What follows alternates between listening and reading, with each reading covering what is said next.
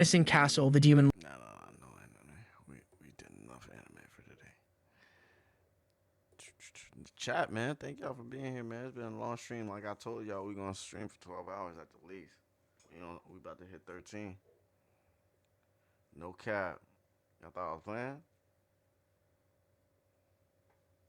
Oh, the Switch 2 came out? The Switch 2 has finally been announced and revealed to the world. Can you even believe it? A new Donkey Kong 3D platformer, one we haven't seen in 25 years. This is a dream come true. This is heaven. I've died and gone to heaven. This new console and all these great new games, it's all gonna be available for the low price of... What? What was it? And it's going to cost $450. $450. This is outrageous. It's unfair. And that's just for the console itself. Once I bought a Wii U, I made it run.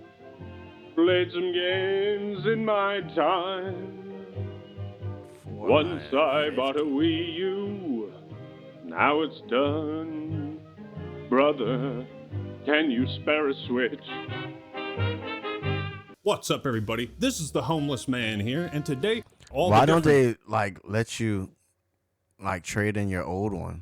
Features, they gave us a ton of info on the system, its upgrades, downgrades, those are important, a few brand new launch titles to look forward to, and a whole bunch of third-party support. 8 years ago, the Switch came out and started a new generation of consoles, and this is the dawn of a new generation. And would you look at that? The next Pokemon game?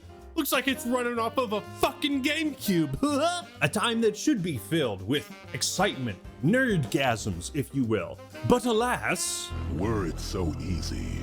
Nintendo is asking you to drop $450 on a Switch 2. That is the baseline price for people in the US, though I'm sure it's all fucked up in different countries as well. Oh my goodness! People are understandably frustrated. What? Why? I thought you liked spending money. Don't ever stop consuming. You love consuming. Don't ever stop. But why exactly are gamers upset with the Switch 2 and with these price tags? Is it worth picking up? Do we even know if this will be the final price of the console? Is the price going to increase or decrease? Why are pre-orders in the US suddenly being delayed? Who's fucking with my video games, god damn it? Now, I do want to give my first impressions of the Switch 2 and talk about some of the more exciting stuff. Introducing Game Chat. With this feature, you'll be able to communicate with friends and family while playing a game.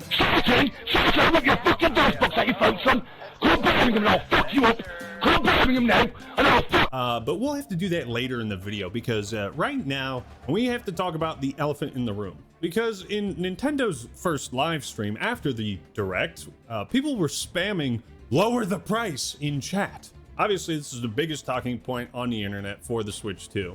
Not just the $450 price tag, but also, brace yourselves. Some games, including Mario Kart World, are going to be priced at $80 for the digital edition or $90 if you want to buy it physical. Once I bought a GameCube. Nah, I'm good. Luigi's Mansion. Hell no. Melee, Wind Waker, and Prime. Hell fuck no. Once I bought a GameCube. Now it's done.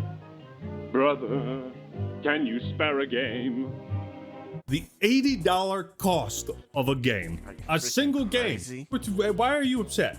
Why are you upset? You love spending more money. You told me that yesterday, remember? Don't you know I'm gaslighting you? And this is all besides the other premium stuff and subscriptions Nintendo has been shilling in the Direct. Everything's more expensive, right? Yeah, the accessories are more expensive than they've ever been.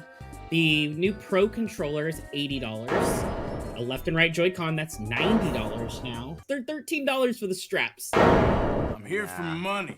Money. Obviously, a big part of this backlash comes from the fact that Nintendo has always been the accessible, budget-friendly option for gamers. Nintendo may not pack state-of-the-art hardware, but their library is unquestionably top tier. They are the family-friendly brand, the dads and moms. If you're a dad or a mom who've got kids you gotta pay for and take care of and send to school, you're gonna want the cheapest, most convenient thing if you want to retain some semblance of those youthful hobbies you used to have. Look at you becoming a parent. Look at this guy, he reproduced. What a dork. I'm so lonely. For a lot of families, when they look at $500 for the game of Mario Kart, I think you're gonna have a "we have a Nintendo Switch at home" situation. But once Nintendo starts pushing this $80 price tag for these premium Switch 2 games, yar har fiddle-dee-dee, new piracy techniques are all right with me. Now, if Nintendo is able to get away with these $80, $90 price tags, no doubt Xbox and PlayStation in the competition are going to match that. They're going to adopt these higher price tags for more and more games. I'm not sure if it's 100% confirmed that physical copies are going to cost $90, but if true, fuck you. Why? What, you want to have a shelf of games? You want to physically own it so you can look at that shelf and figure out what game to play? No, stupid. You want a digital library of games that you buy that you end up forgetting you have. Despite how cool the console might be, the things I'm seeing that I love about it, Nintendo is kind of shooting themselves in the foot by setting these price precedents. But who is entirely to blame? Because I don't understand this, Nintendo. I don't get you. I don't get you. Don't get you no more. Excuse me, Nintendo's biggest fanboy here. Okay, Actman. Gamers are stupid. They don't understand, all right? Adjusted for inflation, this console is cheaper than previous Nintendo consoles. Games are cheaper adjusted for inflation than they were back in the 80s. These gamers are stupid. It doesn't make sense, Actman. You know something? You're right. Video games are a product like any other, though.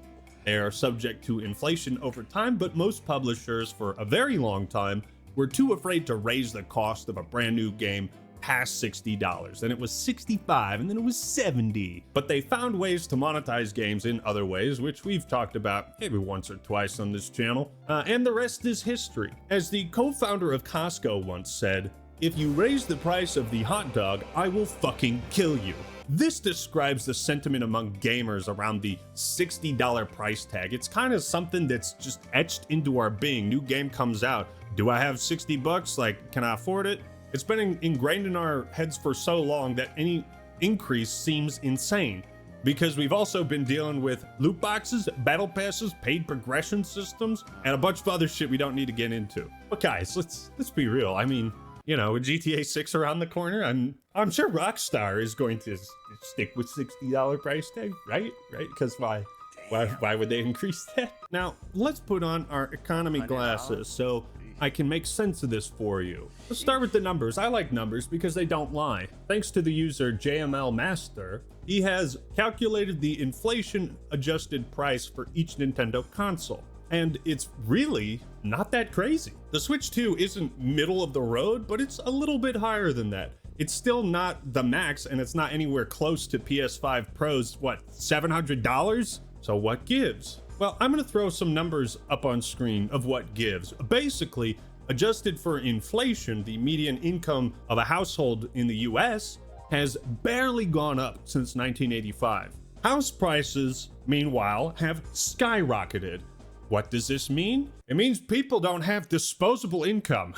Not enough cash, stranger. That's why they're pissed. It's pretty simple. When more and more people start living paycheck to paycheck, then non-essentials like video games and hobbies become just that, non-essential. You will own less and you will be happy. Not to mention the incoming tariff sales tax that we're adding. Why do I have to talk about tariffs? Why can't you just let me be excited for a video game console? It's unfortunate then that real world politics could potentially drive up the cost of the Switch 2, and therefore I have to fucking talk about it. In a worst case scenario estimates I've seen, the cost of the Switch 2 could be increased by 50% by the tariff sales tax. Again, that's probably worst case scenario, but it says something that I feel like I have to prepare for that reality. Now, what has Nintendo done to prepare for these tariffs? Well, thankfully something. At the very least, they've started to stockpile Switch 2 consoles in the US, numbering about 350,000. So at the very least, the Switch 2s that are in the United States will be sold at the $450 margin, assuming. Some people have theorized that the cost is taking tariff sales tax into account, Upon looking at some recent articles, this is probably more likely, but who really knows what's gonna happen? Nintendo has updated GameStop, saying that they're removing pre-orders for the Switch 2 to assess the potential impact of the tariff sales tax and evolving market conditions. This uncertainty is only going to spark further panic and demand once pre-orders are reopened and once consoles are being loaded onto shelves, especially amongst the hardcore Nintendo enthusiasts who would be willing to sacrifice their firstborn child to get one of these things on the release night. With enough panic and demand, you know who comes back? Everyone's favorite sequel, everyone's favorite businessman, Scalpers 2. With uncertainty of how much this is going to cost, it's going to be ripe for the picking for scalpers, I would imagine. So there's another thing to look forward to. So we have no idea if the $450 price tag is going to stick. All we can be certain of is uncertainty. When people are confused, they get angry. It's really that simple. Regardless, this is going to be a bloodbath for people's wallets and bank accounts. I think gamers are more irate this time around because video games have always been an escape. I'm remembered of that Modern Warfare 2 video, how gamers dealt with the recession. And so with so many people already strapped for cash, they feel like they can't even afford the latest and greatest escape from life and reality. So that's most of the bad. Now, let's move on to the Direct itself. I think this is what also makes it a difficult pill to swallow, is that this new Mario Kart looks fucking amazing, all right? They added skating.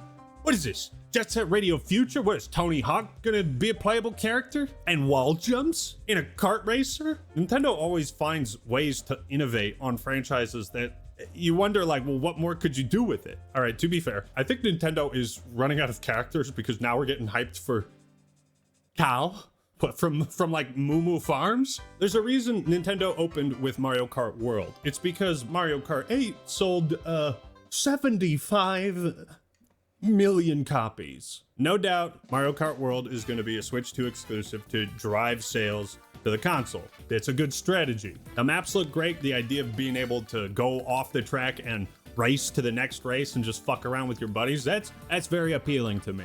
Mario Kart World looks like a big W. What's next? Introducing Game Chat. It has taken Nintendo 23 years to catch up to Xbox Live. Nintendo is such a weird company because they're always behind on some trends, but way ahead of the curve on others. They're always at the peak of their video game development prowess, but when it comes to like something like voice chat, like, well, how does this work? Again, that family-friendly brand image, well, you know, voice chat on a Nintendo console? What could go wrong? I live in Smethwick, Birmingham. If you want the fucking brawl, come down Smethwick, ask for Danny G. I'll come out of my house and I'll break your fucking legs. I love how Nintendo always introduces these social features in the most like whimsical, childlike, innocent way. And meanwhile, I'm like crippled by years of Xbox Live PTSD. So here's the bad news. You're gonna have to pay to use Game Chat. Now, I'll give them credit. Game Chat looks like it has much more applicability than something like Discord would have, where you can actually, like in Mario Party, see the expressions, the facial expressions of your friends as you fuck them in the ass and steal their stars. That's going to be highly important to me as a huge piece of shit. So on top of the $450, $80 for the game, now they want you to pay a subscription fee to play the game online and to be able to use Game Chat. 2 separate subscriptions. I will say having a 10-month free period is great. And there's this. What is it? That stench. I've smelled it before. Your voice is recognized by a microphone built into the system. It can pick up your speaking voice clearly, even from a distance. They are bringing the Kinect back. You know what that means? It means you and your friends are going to be witnessing God-tier levels of echo. When it's noisy around you, your voice will still come through clearly. Bullshit. Ain't no way Nintendo is coming into the voice game chat this late and it's just gonna work. What Switch 2 screen share will look like? Yeah, probably. The fact that they're showing the screen share be a bit laggy indicates that that's probably what it's gonna look like, as opposed to, you know, having it look perfect in this presentation with the smoke and mirrors, and then people buy the console, they use the screen share, and it looks like shit. But this whole camera feed thing, I feel like is absolutely going to create some viral marketing for the Switch camera. So what I like about the Switch 2 is that Nintendo is refining their original concept and making genuine improvements in pretty much every way. From 120 FPS on handheld, that's kind of nutty. I think we're past the era of game consoles making these huge graphical leaps with new generations. But the Switch performed obnoxiously well despite how underpowered it was compared to the Series X and PS5. Everything from like the size of buttons to the magnetic grips, my controllers used to fuck up and couldn't connect on the sides, so, and Joy-Cons that can be used as a mouse. It's gimmicky stuff like this that really is gonna make for some hilarious Mario Party minigames. My current location is actually inside the game itself. Then there's Nintendo Switch Welcome Tour. It's me versus 2.0, my god. But it seems to be playing off of like Astro's Playroom, which was a great game and a fun tech showcase for the PS5. And guess what? That was free. This is not.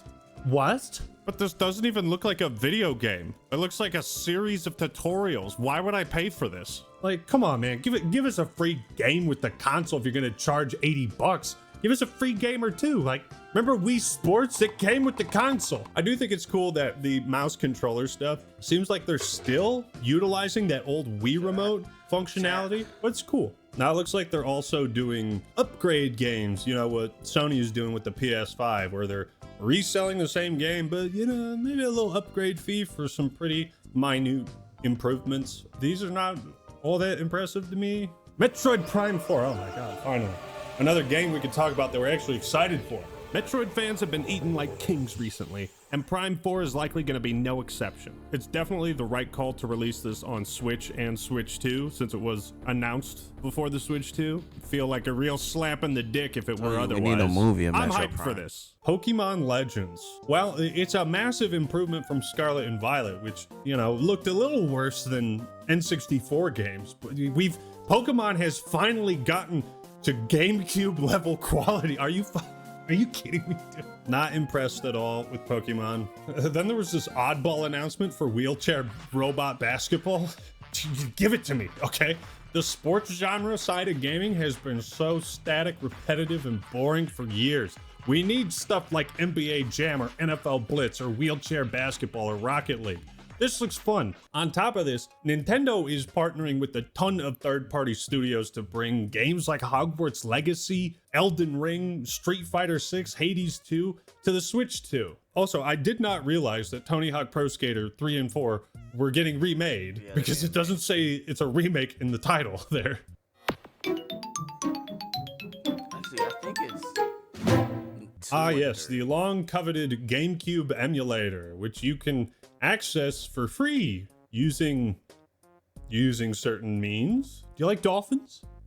I like dolphins. Yo, Soul Calibur 2? Okay, I fucks with that. Get ready to experience F-Zero GX. Could it be? An F-Zero acknowledgement after so many years. F-Zero GX. So this is a pretty decent lineup for the GameCube emulator. What would be interesting to see is if we'll be able to play these games online. Oh my god! To close out this show, Nintendo dropped 3 bombshells. Dusk Bloods, a new game from Software. People are calling it Bloodborne 2, and it looks incredible. And Kirby Air Riders, unexpected. Sakurai is directing it. There's a lot of racing games showed off in this direct, but Kirby Air Ride always felt like such an incredibly fun game that just didn't have a whole lot of content at the end of the day. That game truly deserved a sequel, and I'm happy to see that it's getting one. But now it's time for the big bananas. The big bananas. Oh my fucking god! This game looks like it's gonna be the Mario Odyssey of Donkey Kong games. Just the way that you can break the map and destroy it and just become a monkey. I don't know what you want me to say. This looks like they're bridging the gap between Donkey Kong 64 and all the recent Donkey Kong Country games, which I could not be more excited for. But where is Diddy? Where is Diddy?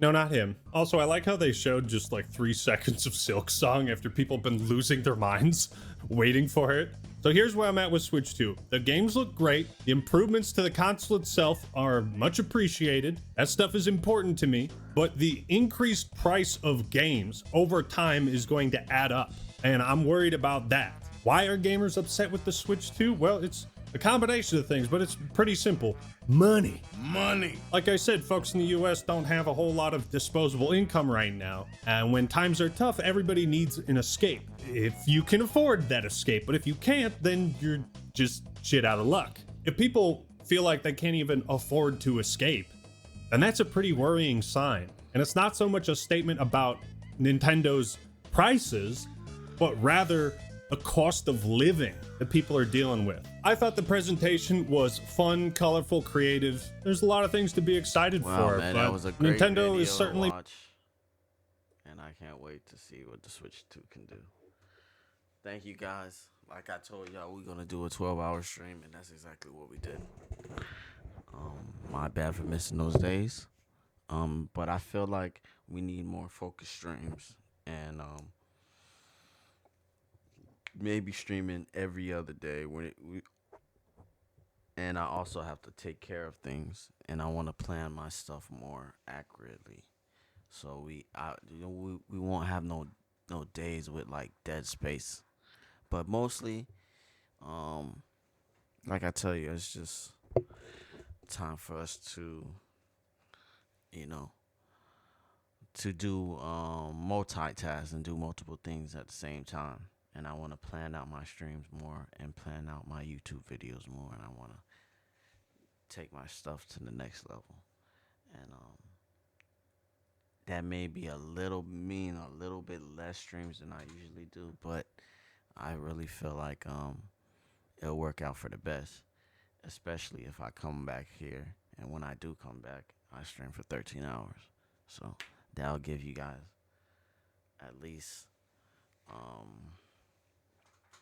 some content for y'all to watch until I get back, which is not going to be more than 2 days. I don't like missing more than 2 days. So if I don't see y'all here tomorrow, which I probably will, I'll see y'all here Sunday. And that's it, man. I'd like to thank y'all for being here once again. Like always, I'm your host, Mr. DJ Gramlock. And this is Stay Woke TV. Y'all boys stay woke out there. Thank y'all for watching. Y'all stay safe. Thank God for the day. Enjoy tomorrow. Love your loved ones. I'll see you guys tomorrow. DJ Grimlock out.